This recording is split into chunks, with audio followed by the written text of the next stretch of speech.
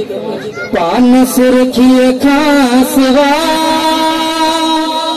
लाल लब महबूब जा तू तो महजूबूत बे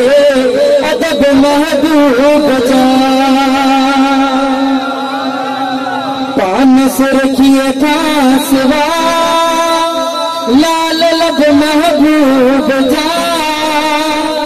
तू तो महजूबूत बे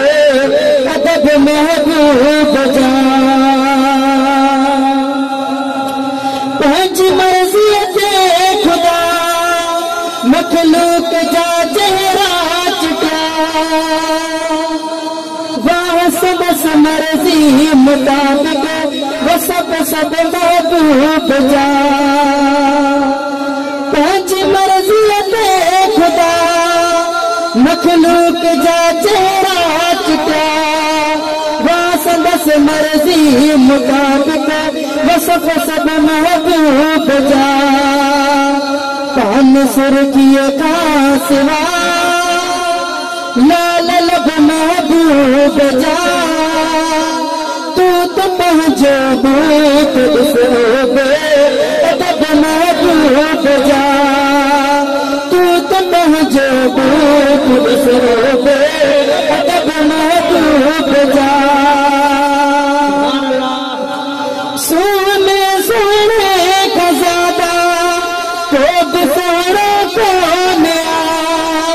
सोहने सोहरे का ज्यादा तो सोहरे कौन पजाहत फरमाया हक पाक रब महबूब जा तू तो महजूबूत बे अदब महबूब जा पान सुर्खिए खासवा लाल लब महबूब जा तू तो महजूबूत बे अदब महबूब जा मोहम्मद तू ममड़े हम सरिये में फतई छा चमदान रजपाल नबी ऐसा जुड़ा है बुआ नबी चाहता फरमाते मोहम्मद तू ममड़े हम सरिये में फतई मोहम्मद तू ममड़े हम सरिये में फतई एक लक़ब तुझे लाबी एक लक़ब तुझे लाबी लख लक़ब महबूब जा तू तो महजूबूत बे अदब महबूब जा पान सुर्खिए खासवा लाल लब महबूब जा तू तो महजूबूत बे अदब महबूब जा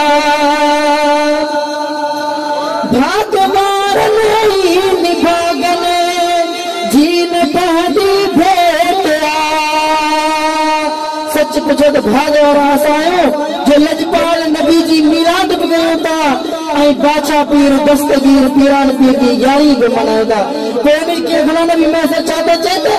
भागवार नहीं निभागन जीन पहली भेटिया भागवार नहीं निभागन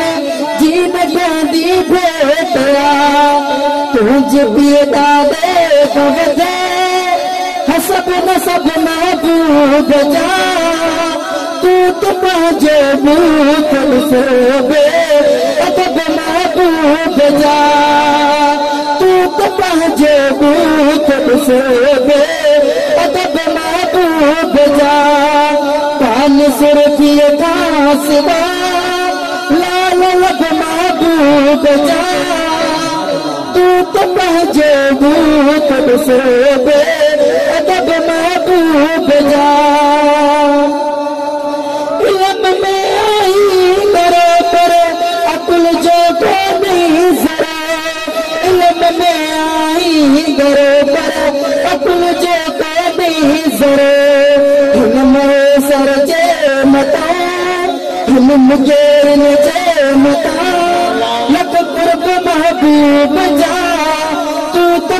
पंहिंजो मुख ॾिसो अदब महबूब जा तूं त पंहिंजो मुख ॾिसो